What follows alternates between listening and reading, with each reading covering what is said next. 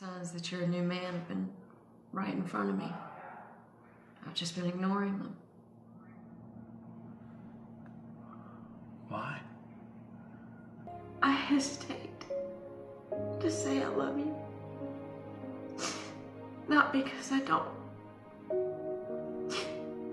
but because it would be so much easier if I didn't.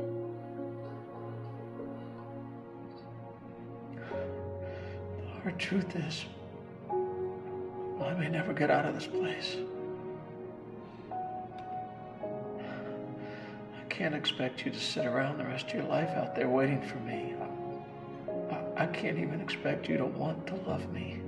But to hear you say that you fight against the need to,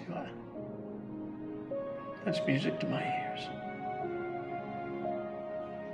I love you. I love you.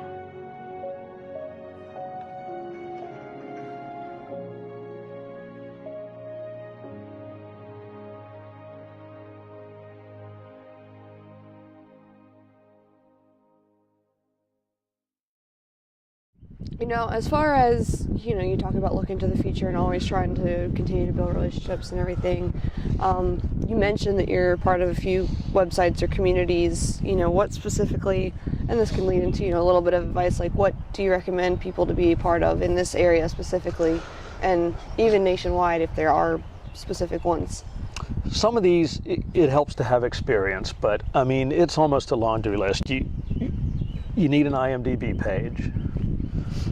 Build a website if you can. Be a member of Actors Access, be a member of 800 Casting, check Southern Casting Call, check Western North Carolina Casting, I think it's called. Have a Facebook page. Have two if one of them is really devoted to family and things like that. Put it aside, that's my advice, and have one that's just for networking. Because on my Facebook page, I have two Facebook pages, and the one that's all for film business. I'm a member of 10 or 15 pages. Western North Carolina Film Group, Charlotte Film Community, Upstate South Carolina Film Community. There's page after page of forums of communities of people who are talking about casting, talking about projects, talking about things that are happening. Obviously, it's important to get an agent if you're really serious about this. And I have one of the best agents, one of the oldest agencies in the Southeast, JTA. I've been with them for a long time and pleased to be with them. But in today's day and age of acting, I can't just rely on what they hear about. A lot of the work I get is indie film work, smaller companies that are doing industrial films or corporate videos, things like that. And a lot of that, you have to help your agent. You have to go out there. You have to look, for stuff. So being members of those websites for sure, and some of those casting pages, and then just continuing to audition. People ask me all the time, how did you get into the biz, and how do I get into it, and how do I learn more about it? And I say audition, audition, audition. Audition for community theater, audition for local independent theater, audition for indie films, audition for student films.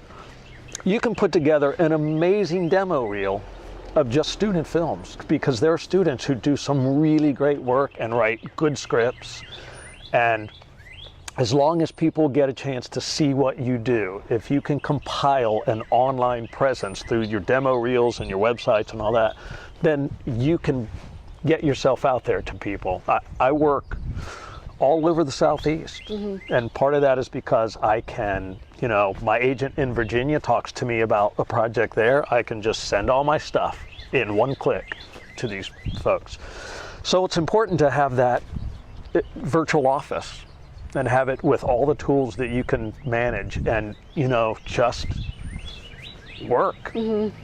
All of these short films I did were not for money. They were to build relationships. Yeah. They were to meet people so that eventually that guy would go, oh, hey, I know who, might be working this. The guy that did that short with us, he was. So, you have to be able to expand yourself all through the Southeast, and you have to do that digitally. Okay. Now, as far as, you get stuff out in different communities and everything, when you're giving information to agents and helping them out trying to get you roles you would want.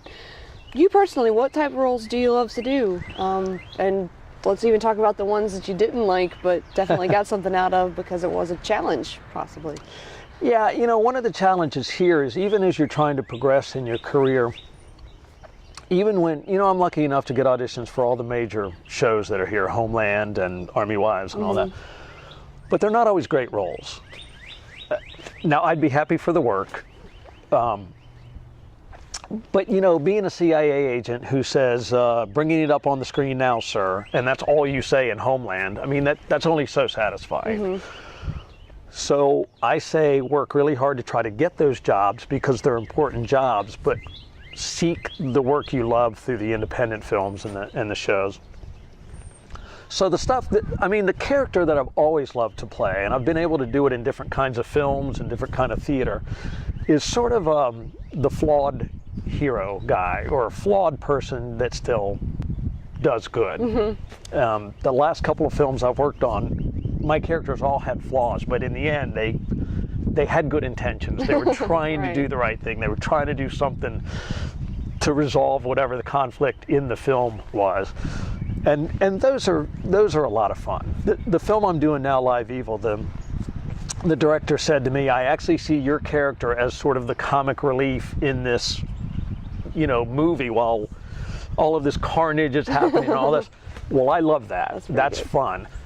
So in general, I would say the character that sort of changes people in the story or affects a lot of people in the story, those are my favorite to do, whether it's comic relief like this one, where I'm sort of affecting everything because everybody else is like, you know, all serious, and I'm going, oh, what's the problem? So that's fun. Or if I'm a serious character, but again, I'm affecting what's happening in the situation. And then the other thing that I really love is that I've had the chance now to play the lead role in 2 full-length features because they were independent films, and major characters in several others. And if I get a job on Homeland, that's pretty amazing. But I'm basically some guy sitting back in the corner until they call me up. I say my couple of lines and I go home. When you're working on independent films, you're involved. You're talking about the story. You're talking about the development of the character. You're working closely with the director and the crew and all that. That's, you know, unless you're a Hollywood star, and it'd be great if all of us could be, but unless you're that, you don't get that opportunity. So for your craft, for your acting soul, independent films are where it's at because you can develop those characters the whole time you're working on it.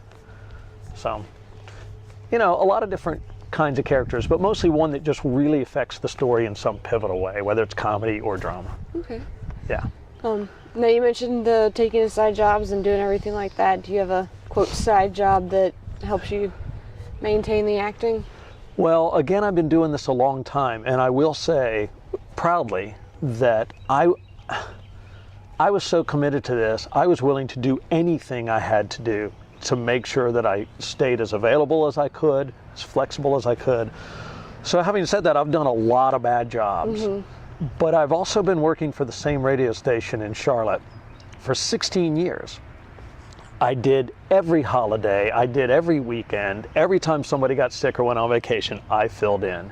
The result of being willing to do that for years and years turned into a job that was flexible, that I could have a job, and it's a great job. I produce a talk show, and it's an amazing job, but I'm also able to be here and do this. I'm able to go to Asheville and do a film next week. I'll be able to go to Baton Rouge if that works out and do a film there. But that is through years and years, again, of building relationships, being willing to do what it took. For years before that, I would do, if I didn't book a commercial as an actor, I would be crew on it. I would do prop work in the art department. It paid. It was freelance. It was 2 or 3 days at a time as opposed to a full-time job that had to go in every day for, you know, ever. And I was willing to do that. It was hard work. It was long hours, but that kept me flexible to do what I really wanted to do. So I guess my advice would be, if you have to do a side job, try to find something somehow connected to what you do, I think, And also, just really be willing to commit to doing work that allows you some freedom to do what you really want to do. Because the farther away you get from it, the harder it is to sort of get back in the loop and stay in people's minds and stay available. The film I did in January here in Rock Hill is Strange and Unusual. I jumped through all kinds of hoops every day to come down here because we shot for 22 days straight. We didn't shoot on weekends. We didn't shoot on just at night. Right. We made it work, and I made it work because it was that important to me. Now, as far as, let's talk a little more about the radio show, because certainly that's, at least if nothing else, there's a little bit of voice talent that has to go with that. Do you actually, like, host it, or is it you produce it for the most part? I'm behind the scenes on that. Now, I've been on the air at the radio station for years and years. I used to fill in for the morning show. I filled in for the afternoon drive show. The station I work for is WFAE Radio. It's the NPR affiliate in Charlotte, so it's all news and talk. So I've been an on-air host there for many years, but this job was one that just being there, making the connections, doing the relationships, all of that sort of resulted in becoming one of the producers of this talk show called Charlotte Talks. And I've been on that job now for 10 years. So again, I put years of time in so that I could create a certain flexibility, a certain freedom. And that has actually just started. I've just recently started a new schedule where I don't have to go into the station very often and I can work. But to do that, I sacrificed income.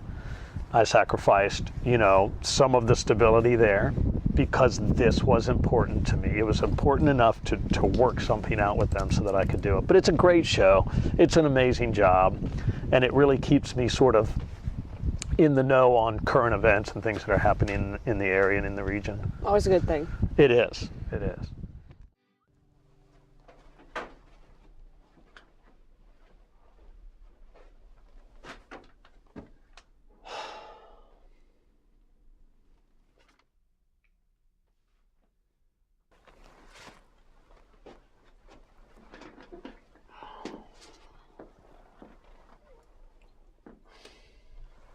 Cold.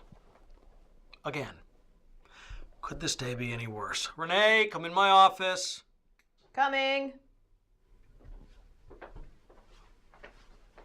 Yes, Mr. Matheson.